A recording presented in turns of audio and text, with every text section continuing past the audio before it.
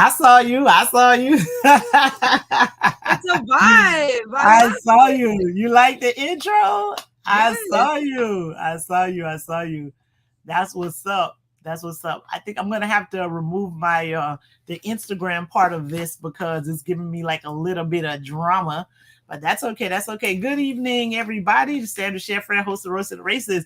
I have the pleasure today of interviewing someone that's running in Miami-Dade County, Florida House District 107. Christina, they want Jules Sanon Olivo. Yes, That's running Christine for. San and Jules Olivo. Yes. My Yes, my yes, yes. my birth name, San and Jules, Okay, that's my good. maiden name.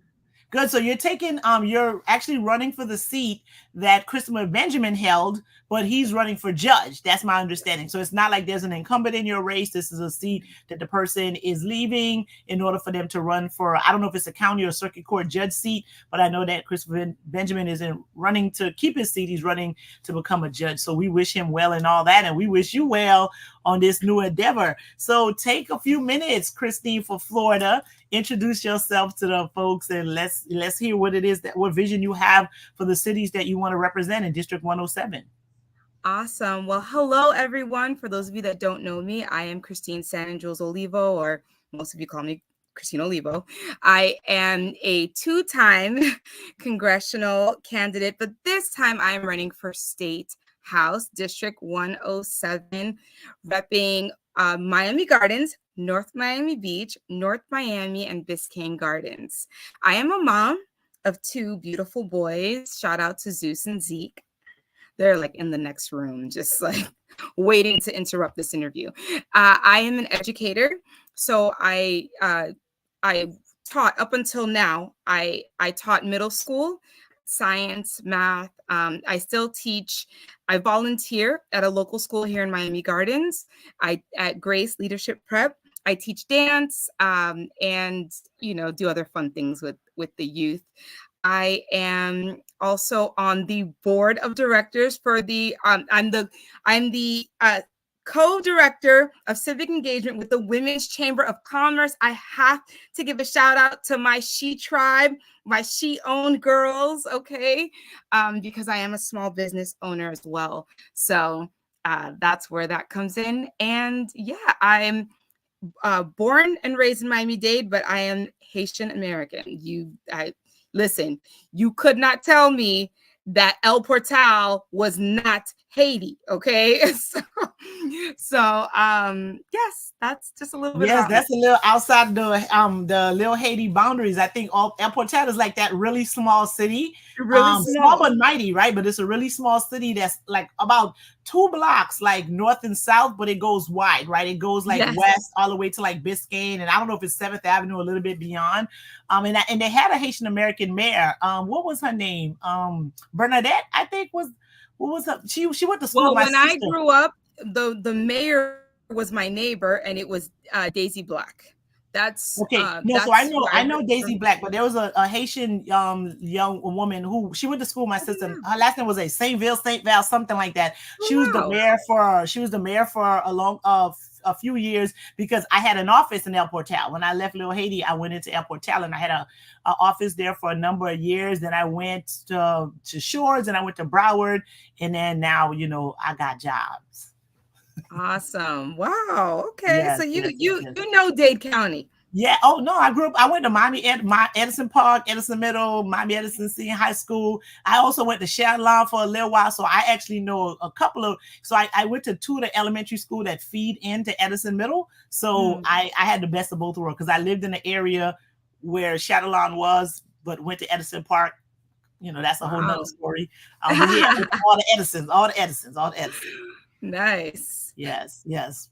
All right. So what else? That's all you want to tell us, Mom? You're running. Tell us about why it is that you decided to run, unless you got some more bio stuff. Because I hear So teacher, mother, business owner. I know, I know. All I've got so much. I mean, right. listen, I could go on, you know what I'm saying, but I don't want to ramble.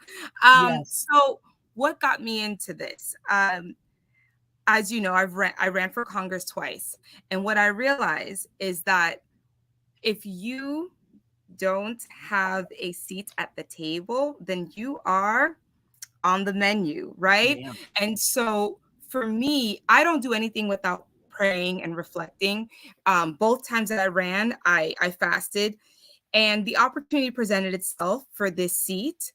I knew I knew a lot well before Rep Benjamin decided to run for judge, and so I decided to pray, and I spent 2 weeks praying and fasting, and this was my deciding factor. Can I be a change agent for my community, right? Can I be a change agent for my community where I'm at right now? Do I necessarily need to be in this seat? And what God told me, and the reason why I felt ready to take on this new role was we need everyday people. We need someone that is a mother, an educator. We need more of us in Tallahassee. And it's not about feeling like, oh, I ran twice or whatever the case is. God says, I've been preparing you for this. Everything that you've done up until now has led you right here. And so I had to walk with that and say, I'm going to fight for my community.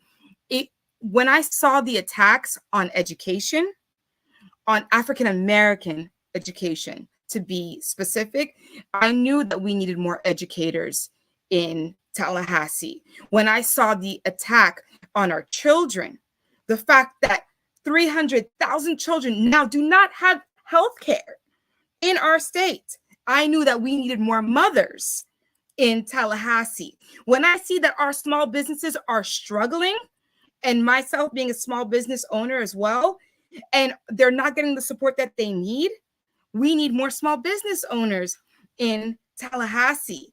We need us. And when I see that our governor is trying to treat migrants of any kind, but especially Haitian migrants, when we're in the middle of the biggest crisis that our country has faced in a very long time, as opposed to being loving and welcoming, is treating the Haitian population as if we're criminals, or if we need, sending extra guards to make sure that they don't come over here. I knew that we need more children of migrants in Tallahassee. I feel more so now than ever that this is where I have been called. This is where I can do my best work. I'm a fighter for the people, and the people know that. I have over 171, I think we're at 171 donors. My opponents have all donated to themselves. They're not being funded by the people. The people see me as a voice. The people see me as an advocate. And it aligns with what I hear God telling me in my heart. So that's where I'm at right now. And I do have a vision for the community. This is not just, I'm going to go to Tallahassee and fight off Republicans. No, that's not the vision. The vision is I'm going to go to Tallahassee and I'm going to work across the aisle to bring back the resources that our community desperately needs so that we can recover from the effects of the pandemic that nobody talks about, the mass evictions, the income loss, so that we can recover from that, so that we can reset our lives and have better education resources, better opportunities to create jobs, and so that we can rise as a community, because there's no reason why the district next to us makes more, almost double in income. They have more percent of the income of the district next to us, the more percentage of those districts have bachelor's degrees. They're not even a 10-minute drive. There's no reason why our neighbors are thriving and we're just surviving. That's got to stop. So, yeah, I mean, I can give you an earful, but number one, my passion is to bring politics back to the people. We have to take politics back into our own hands, because right now we are not in charge. We're not. No, But we're not I going to get there by fighting. I'm just yes. saying this right now. Not fighting with each other. We need to fight for each other. Yeah. So no, I appreciate that. And I definitely wanted to give you an opportunity to say, you know, with all that passion, all of the things that you want to do, and I believe it and I receive it, that you're going to be able to do all those things. So, you know, I always like, you know, to make everything like a bit of a teachable moment. Can you first tell the folks, because a lot of times people don't know, they're like, yeah, you want us to vote for you, but we don't even know what it is that you do, right? So tell us what it is that, you know, when a person is a state representative, first explain what that job is, and then I'm gonna ask some questions about some of the things that you said in your intro. So what I believe the state representative's job should be, the first job is to listen, because the ultimate job is to go back to Tallahassee to represent. I'm supposed to represent the district. When you're voting for someone, you want to vote for someone that's going to represent you, but they can't represent you if they don't know what you need. So the first job of any state rep is to listen to the people, right? We go back to Tallahassee, you know, it's 60 days that you're in session, more or less, depending on what committees you're in, if you have, you know, committee weeks and things like that. You go up and you advocate for the people. There will be, you get seven bills that you can propose or sponsor every year. Reps get 7 that we can focus on, right? Now, do those bills turn into law? It's not, you know, it's hard. It's hard to pass them. That's where working across the aisle comes in. So you want someone that is going to present issues, that you turn those issues into bills that you can present, right? That can eventually become law.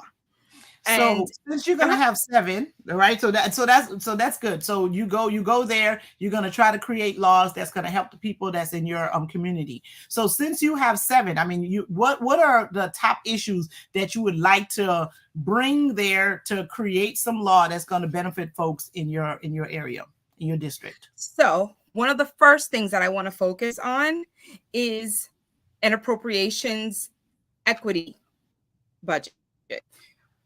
Most Democratic represented districts don't get the same funding that Republican districts that are represented by Republicans get. They don't get the same amount of resources. And by resources, I mean cash money. Like, they don't get that money, all because of its sort of party, you know, divide, whatever the case is, right? So I would love to propose a bill where it is fair across the board, that every state rep should have a certain amount of resources that is equal, that I should be able to bring. If my neighbor, for example, the district next to me is a Republican rep, they brought back, I think, like 13 million, some crazy number into the district. District 107 didn't even come close to that. It should be equal. And why does that matter, right? Why does that matter? Because then that means that the districts that are democratically led will always fall under the radar. We will always be underfunded and be scraping for pennies. So, number one, I would like to propose that it should be equal across the board. If my neighbor's getting $1 million in their community, I should get $1 million in my community. Hold on. So let's talk about that for a minute, right? So I know, like, one of the things that we've been just is a topic of conversation is when we talk about equality. Oftentimes people say, no, we don't want equality because equality doesn't necessarily bring out a fair result. People are more interested in equity, right? Mm-hmm. So would it really, so if everyone gets the same amount of money, if every district gets the same amount of money, would that really be equitable? Right? Is that equitable? Because everyone getting the same amount of money may not necessarily be what's really needed, because some areas may need more, some may need less. You know, the populations may be different. So there's a whole lot of things going on. So I just, you know, just and out of fairness and like full transparency, because people say, well, it's equal, and we're like, no, it's not about equality, it's about equity. So even in this instance, I want to, just to be clear, like, is it really equality that you're looking for, everybody getting the same amount of money, or do you just want it to be equitable? Because even though they got 13 million, y'all probably really need 26. I don't know. So is it really equity, or is it just that you want to make sure everyone get the same amount? So I believe in it being equitable. However, you also have to know who you're coming up against, right? Do you think that a bill like that could pass where it's equitable, or would have to be equitable? I believe that politics is all about baby steps, right? I think that first, if we can just get it to be equal, that's a great step in the right direction. And then we can say, that suggests that it's not equal now. That, it's not so equal saying now. that it's equal suggests that it's not equal now. So getting to equal is better than where it is right now. Exactly. So I think that we can take baby steps. I do think it should be equitable, but even if you just level the playing field, then we can get more done in our community.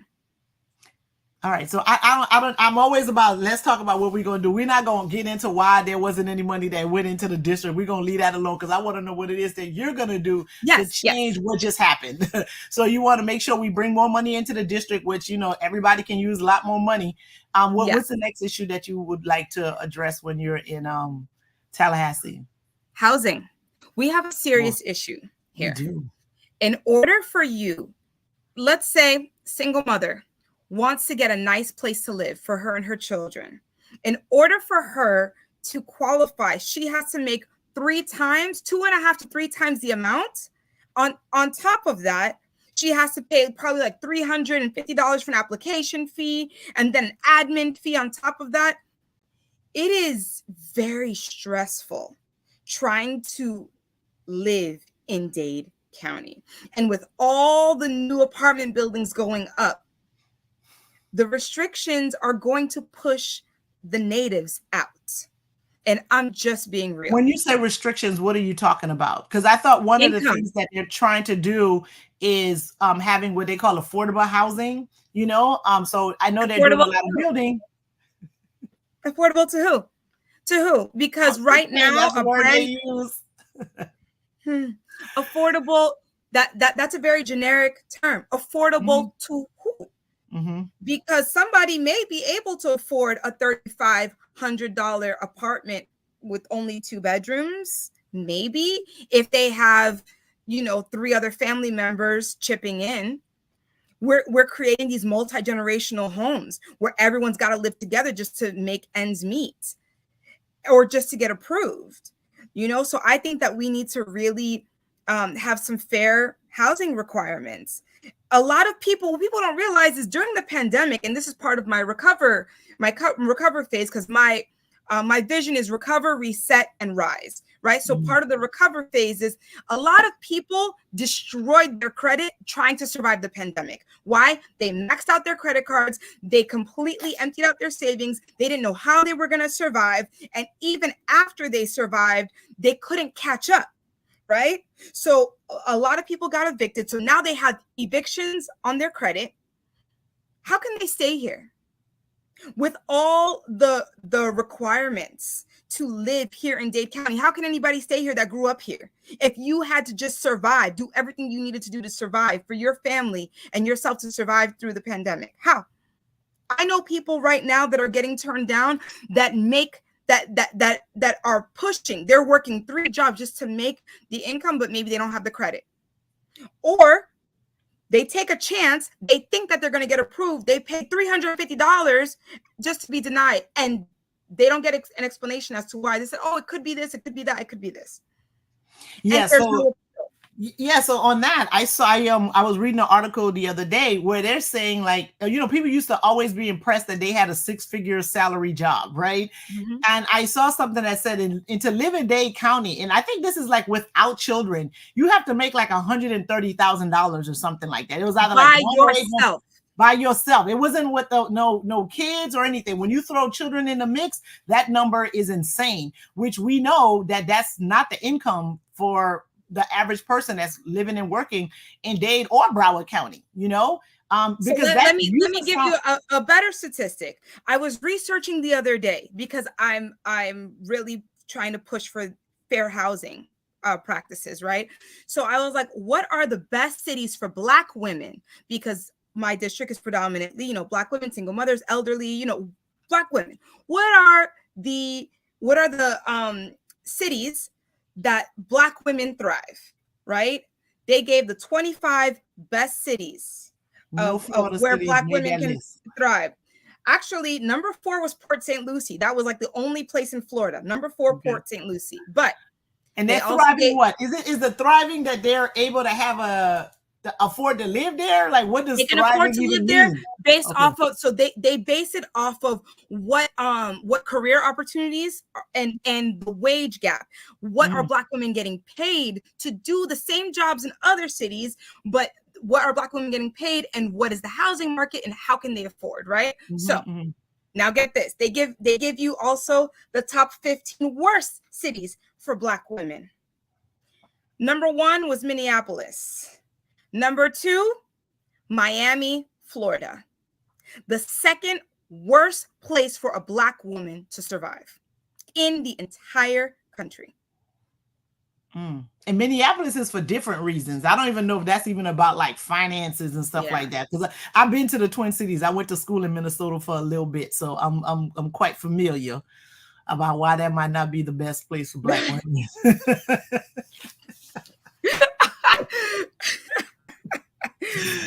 There's a story there. No shade. I'm just saying.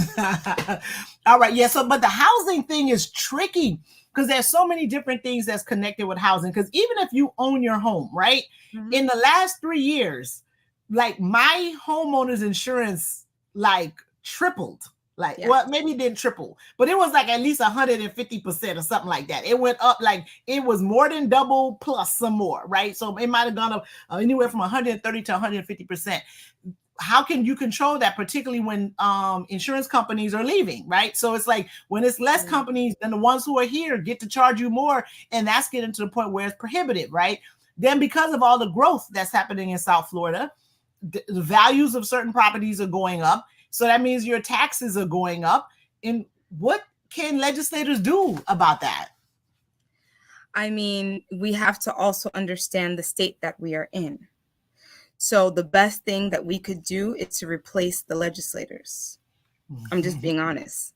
You want to see real change, you need to let go of whatever, whatever your obsession is with some of your legislators, and understand that they are not for you.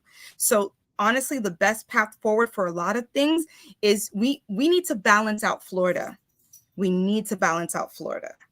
There is one, and I don't want to make this about, Democrat versus Republican. However, the state is not being properly represented. Let's just say that, and we need to balance it out. Yeah, that's true. Because the Republicans have a super majority in the House and the Senate. And so pretty much whatever it is that they want to do, they can do it. And they pretty much showed you whatever it is they want to do, they're going to do it. And that's what's been happening for the last 2 sessions, right? The last 2 sessions, they pretty much have had free reign and didn't really have to listen to anybody. Or, I mean, even though the Democrats who were there, they did, get them to make certain concessions because some of the things that they were doing was so unpopular and just so outrageous. So even though the bills that actually came out that people think were bad, they were actually worse when they started. So the Democrats that were there were able to do good work. So what Ms.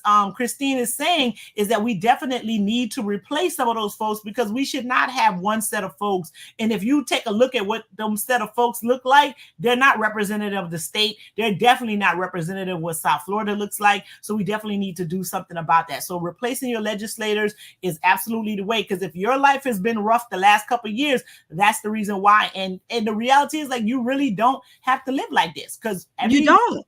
Yeah, sometimes and you don't deserve to live like this. But you don't deserve there that believe that. Yeah. And the other thing that I wanted to touch on also, it's not just this is probably not political advice, you know what I'm saying? But we need to get our money up.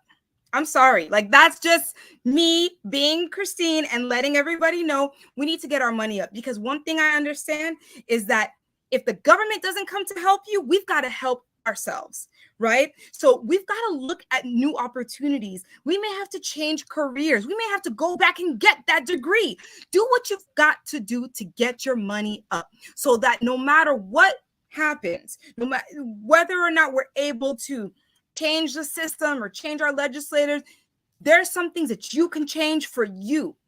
I'm going to fight for you, but I need you to fight for you too, because this obviously isn't right. But we can complain till we're blue in the face, but at some point, we've also got to match that energy with effort, right? The minimum wage is not gonna go up to what we deserve. Then it's not gonna do it, right? Yeah. The property insurance is gonna keep going up. People's insurance companies are gonna keep leaving.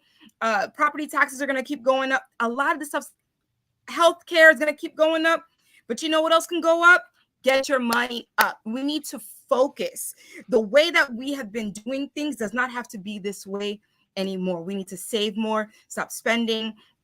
We need to maybe start growing some of these vegetables in our backyard. Do whatever you have to do. They're going to change the rules on that too. So you're absolutely right. And I'm glad you're saying about finding different ways to earn additional income. And I also think, like, with that, you really do need to figure out your spending, because you can make a whole lot more money, but if you have like terrible spending habits, it doesn't matter. You still gonna find yourself broke because you keep doing stuff that gets you broke, right? Because you've been in a situation where your income is high and you just now you go get a nicer car, you go get a bigger house, you buy nicer clothes, you do this, you do that, whatever. So you really have to not only bring your money up, but really pay attention to what it is that you're spending your money on.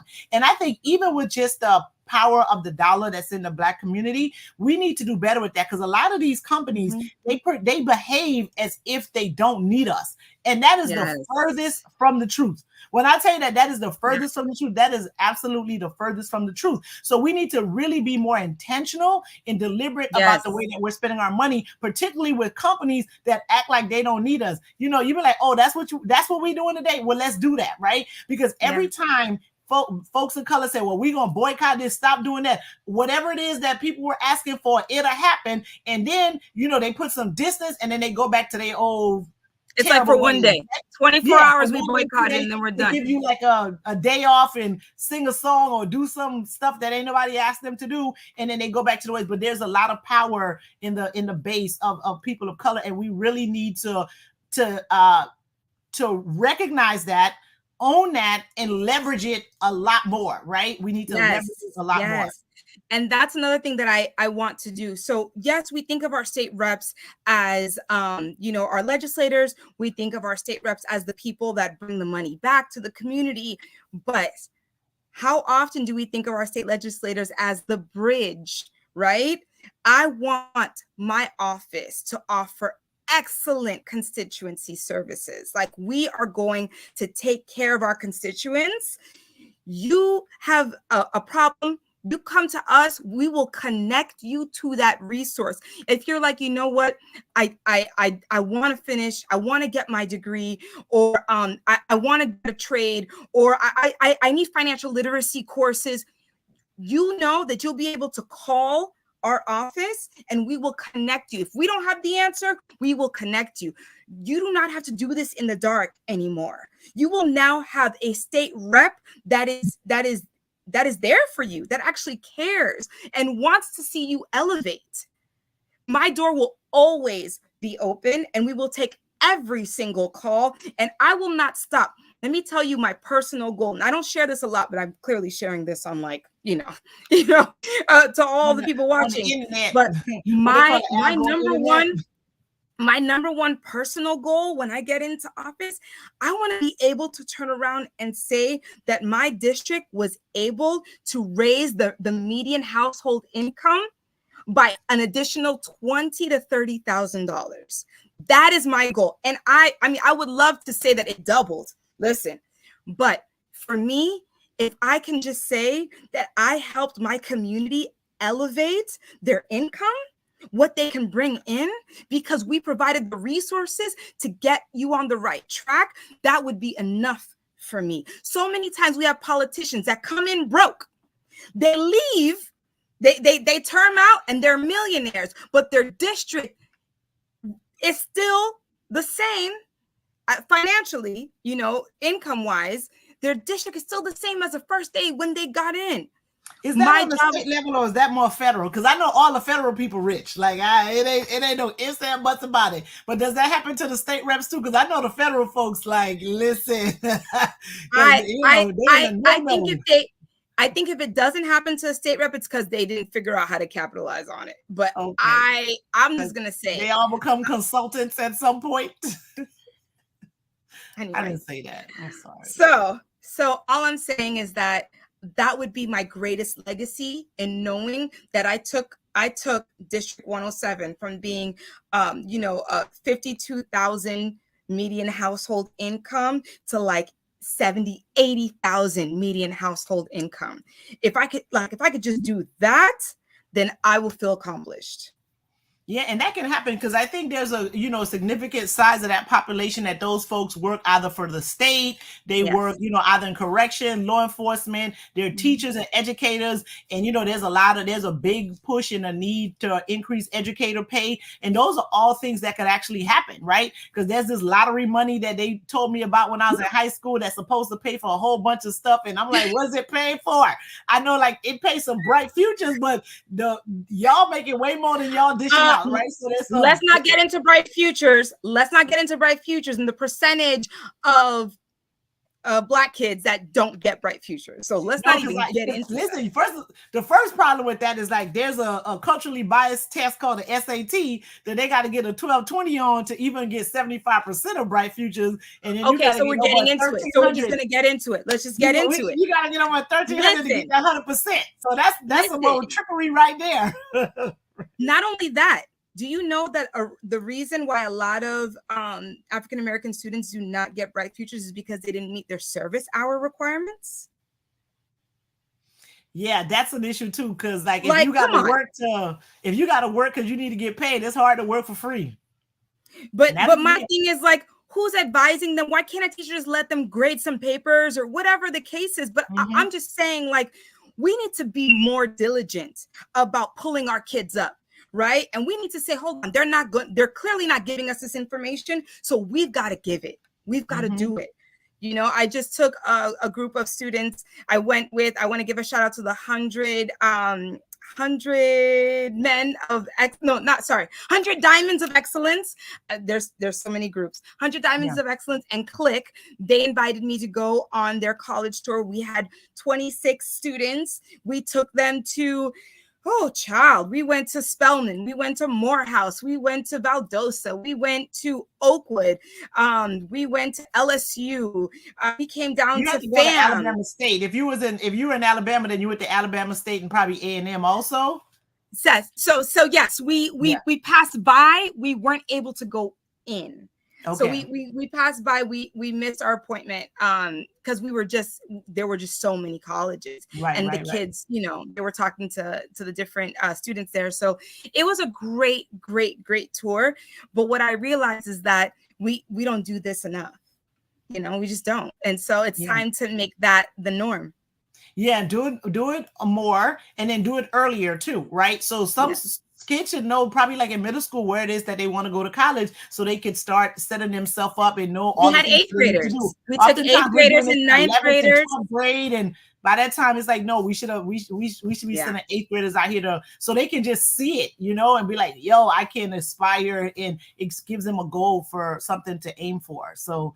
Absolutely. Yes. I did one of those college tours when I was in high school. I remember doing a college tour of the South, went to Alabama State, and a significant number of people in our school went to those schools. And so I remember going there, and it was definitely a game changer. I didn't end up going to HBCU for a lot of different reasons, but it definitely made me know that college was a place that I wanted to go. So and what I love about some of these HBCUs is that they do give you an option. If you don't want to go off of your ACT or SAT score, you can submit an essay. Like that is a game changer because a lot of people don't test well. Yeah, yeah, absolutely, absolutely. And that is one of the HBCUs is responsible for a lot of the Black professionals that we have in the United States. Most people that are doctors, and lawyers, they graduate from, especially the Black doctors graduate from a HBCU, medical school, either Howard or Meharry or anything Actors, like that. So famous yes. actors. Yeah. Yes, yes. So definitely, and shout out to all the HBCUs, even though I'm a PWI graduate time 4, but I digress. Yeah. So I see that and that the income gap, housing, those are all pressing issues. What about like healthcare? What are we gonna do about this? Because that's another one of my problems, right? Like it was affordable, and then it wasn't, and it hasn't been for a long time. What can we do? How can we get the government this is the Medicaid thing. money? We have a governor that refuses to take federal money because he doesn't want to give credit to the president. And it's really unfortunate. Right now, in order to be approved for Medicaid, I think you have to make like $13,000 a year. That's below minimum wage. Like I don't even know what that is. Come on, it's ridiculous. So that is a tough one, because the one thing that we can all agree on is that we want good health and we want access to care. God forbid something happens to us. We want a roof over our head and we want food on the table, right? We should all be able to agree on those three things. Absolutely. And for some reason, everything becomes, politics. It's like, blue versus red, blue versus red. I feel like this is like Crips and Bloods. Like, we're not doing this. These are real people that need real help. And to say that you're okay with children not having health care, to say that you're okay with the elderly not having health care, to say that you're okay with even some of our first responders, people that go out there and do some of the work that save our lives, for them to not have adequate healthcare, our veterans, for like just different things. Like, we should really put healthcare on the forefront, but it gets politicized. That is a tough one. Listen, I'm a Medicare for all believer. I am. Yeah, we definitely do that. And it's so crazy how a lot of the people, they talk bad about Obamacare, but so many of them have it. It was a game changer for so many folks, right? Miami-Dade, not even Miami-Dade, Hialeah, the number one Obamacare, I guess, registered clients, customers, recipients, whatever you want to call them, live in Hialeah. And they go red every time. And then we go red. Like, wow. Yeah.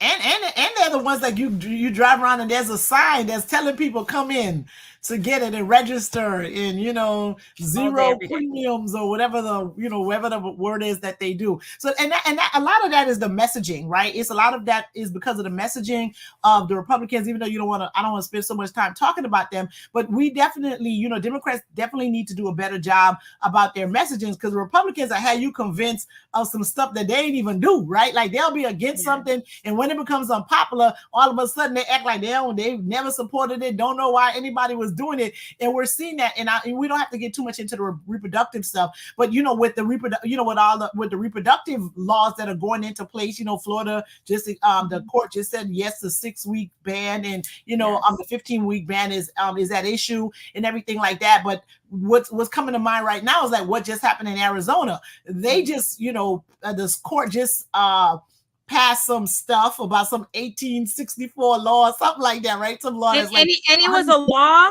that was created before Arizona was even part of the United States. You understand what I'm saying? They were not even part of our, part of our state, part of our country. And then the crazy thing is, like, the folks that were responsible for this litigation to even be in court is now distancing themselves from it, acting like, well, we don't know why the court is doing something that's not aligned with what it is that the people want.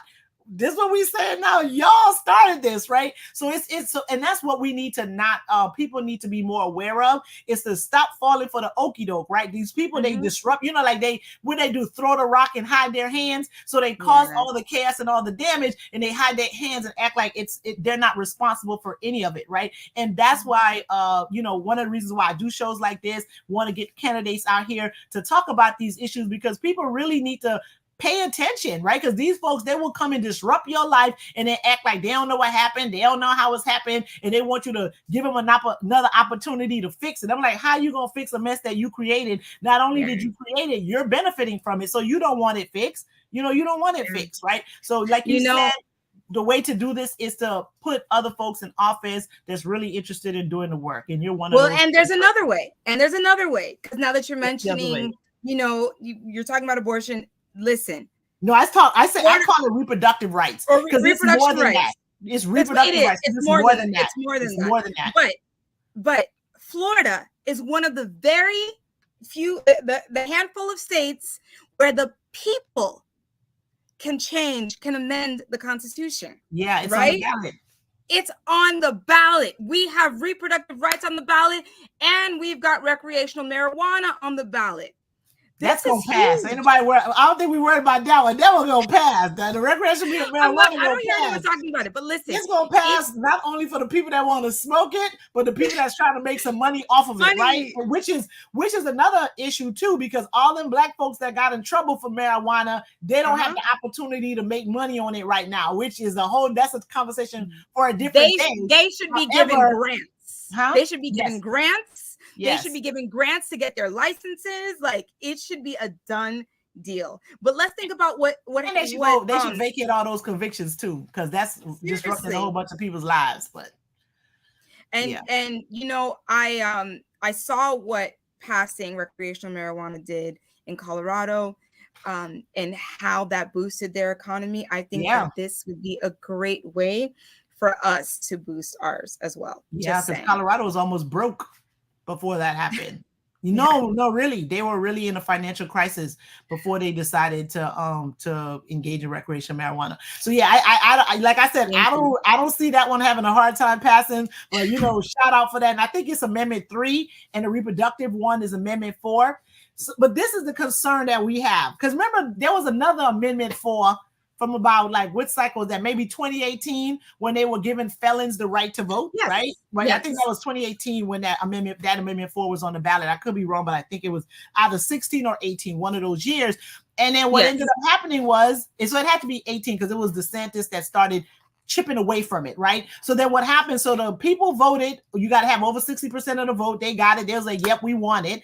And then the governor didn't like it, and they started finding through legislators, they started finding ways to slowly, loopholes in the bill and in the law, and started chipping away at it. So yes, you can change the law on the ballot when you vote by voting for it overwhelmingly with the 60%, but also you gotta make sure who you put in office too, because they can go in and circumvent the will of the people. Agreed 100%. I'm with you. I'm with you. You've got to put all of your energy into you making the change, voting. Like, I need everyone to go out. Let's just say this right now. Everyone needs to vote both Amendment 3 and Amendment 4. However, you also need to go and replace your legislators if they are not working for you. I want you to make it personal, because a lot of times we think about, when I think about a lot of people that vote, they vote to control other groups of people. They vote to control other communities. I want those people to take a step back and vote for what is going to affect you and your household. Because voting for these people that are trying to control other communities is only getting you with higher property taxes, no health insurance, and a lot of debt. Okay. Yeah. So really take into consideration what your legislator is doing for you personally. Yeah. Stop voting against your interests. And sometimes that's what it is. People aren't sure what their interests are because they're listening to things in the wrong way. Right. So just stop voting against your interests. When people are saying things to you, don't only listen to what it is that they're saying, think about what it is that they're not saying to you too. Yes. Right. And don't get this tunnel vision. Like, and I say don't get tunnel vision, and I'm the person who I try to listen to some other news sources, and I get in there, I'm like, why is my blood pressure rising, right? Because I just can't tolerate it. However, I try to find some other ways to figure out what that alternative thoughts are out there, because you need to know all of this, right? So yeah, we definitely have to do better. We have an opportunity to make some great changes, especially with the legislators, because there's a bunch of great people that are running to represent the blue. And I'm an issues person too. And I think for the most part, at least this cycle, most Democrats are on the right side of the issues. Yes. And that's why I would say folks need to vote for them. I was going to say that I think the messaging is a lot stronger this time around. We need to push it better. But I think that we're getting a hang of it. Shout out to the new chair, Nikki Fried, who's doing a great job. I think she's doing a great job at really gathering a strong message that we can push out. But on that, I just want to make a quick comment when you mentioned that you also have to look at what they're not saying. So I listened to 99 Jams, right?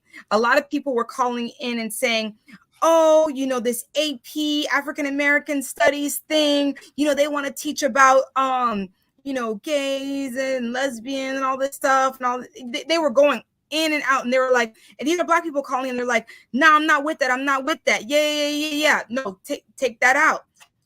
What they didn't say is that they were going to strip these colleges of the DEI program, of diversity, equity, and inclusion. What they didn't say is that it was going to probably affect the Divine Nine. You see, you think that you're hearing something. You're only listening to what they're saying. You have to pay attention to what they're not saying, because what they're not saying means that is on the table as well. Yeah.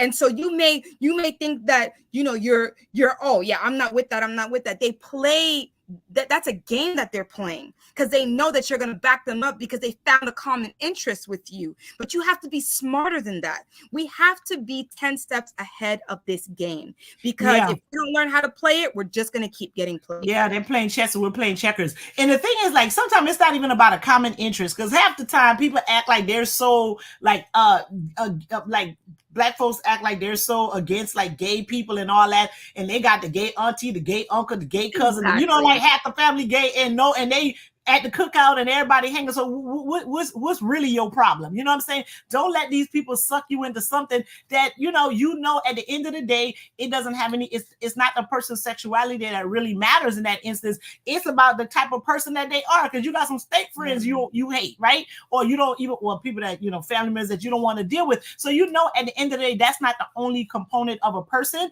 and you can't get stuck on that issue, right? You really just can't and shouldn't get stuck on that issue. And then when they try to code it in religious thoughts, I'm like, so this the sin you want to die, this the sin hill you want to die on, them other sins don't matter. You know what I mean? Like, we just need to stop it, right? Like, we really need to stop it and not do things that are ultimately going to be beneficial to us, because in certain instances we want to have this moral majority, right? In this one particular instance, but but we doing all that other stuff God don't like either, right? So again, no judgment, just saying. Stop trying to pick and choose the things you don't. Somebody pass around the plate, okay? Sandra is on That's fire. Why donate to Christine for Florida. That's what you're gonna do. Pass around the plate and send that money over there. Because this stuff don't happen for free. You know what I'm saying? Yeah, so that's true. You need the coinage in order to make this all happen. So on that note, since we talk about passing around the plate, so tell people how they could donate and like volunteer for your campaign and do some things and make this a reality for you to be the rep from District 107. Yes, you can follow me. If you go on my Instagram, it's at Christine for Florida, just the way that you see my name right here, Christine for Florida. You go on my Instagram, there's a link tree there, and it has everything. If you want to donate, if you want to go to my website, if you want to volunteer, right now we are in the petition process. So, I definitely need some volunteers. Got a lot of events coming up this weekend that I would love to have some people help me out, and get some petitions for me. Also, you can go to my website, www.christineforfl.com. So that just the way you see it there, christineforfl.com. I would love for you to just, chime in there and see all about my vision, what we're going to be doing, because I truly believe that we need to bring the power back to the people. We're going to be the ones to change that. And I want to be the bridge to do that for you. So yes, I put your website, ChristineForFlorida.com, at Christine for Florida on Instagram. She got that link tree thing. I'm a little old, so I don't really know what all that means. But just go in the bio and the link tree is. Go ahead and click on the link tree, and then you're gonna find out how to donate some coinage, pass the plate, because this, this stuff costs. And not only that, so donate money, but also use your voice, right? Because one of the things that people do when they decide on who they're gonna vote for is they're paying attention to a trusted voice. So if you're a trusted voice in your community, go ahead and tell folks that they need to be engaged and they need to go ahead and vote and put in. Yes. Some time. I also want to make an announcement. I have partnered up with True Gospel Church. They're in I feel like it's unincorporated Dade, but it's like North Miami Beach. We're doing a food drive. They do it regularly, but we're partnering up to make it even bigger and better. So every Wednesday, and we're going to start adding Saturdays, we are giving out food. Just come, get in line. I will make sure that you've got a nice box of groceries to take home. And this Wednesdays from what time to what time? Oh, child, these people line up at 6 a.m. We don't start till 10. Mm-hmm. The line is wrapped around. So it's all day until the food runs out. Yes. It's 6 until the food runs out, which normally like people stay in line till about 3 o'clock, 4 o'clock. We get another truck later on in the day. So some people come back after work. We're there. I am committed to serving my community no matter what. What's the name of the church? True Gospel. Yes. Right. I think I kind of messed that up a little bit. So I'm gonna do True Gospel Church in North Miami. Yes, it's like North Miami Beach, Biscayne Gardens ish. Like it's right by the McDonald's off of Golden Glades. Like literally, you see that McDonald's, and you drive down that street, and you'll see everybody. Oh, that's on 151st. What is okay? Yeah. Yeah, and I-95, right? Yes. No, not 151st. I know the one you're talking about. No, not that one. Not that one. Right off of Golden Glades, you go straight as if you're going 163rd Street Mall. Like just get off of Golden Glades, and then you're gonna see a McDonald's there. I think the McDonald's is on 3rd Street. You just make a right, and the church is right there. But nonetheless, I thank you so much. Like this was awesome. Yeah, no, thank you for coming. Thank you for sharing the issues that you want to raise. They're all important. Education, housing, health, these are all things that people need to pay attention to. And we do need to shift what's happening in Tallahassee, because the last 2 years has not been serving us well at all. And when I say us, I'm not just talking about people of color. I'm not just talking about women. I'm talking about everybody. So we really need to do better.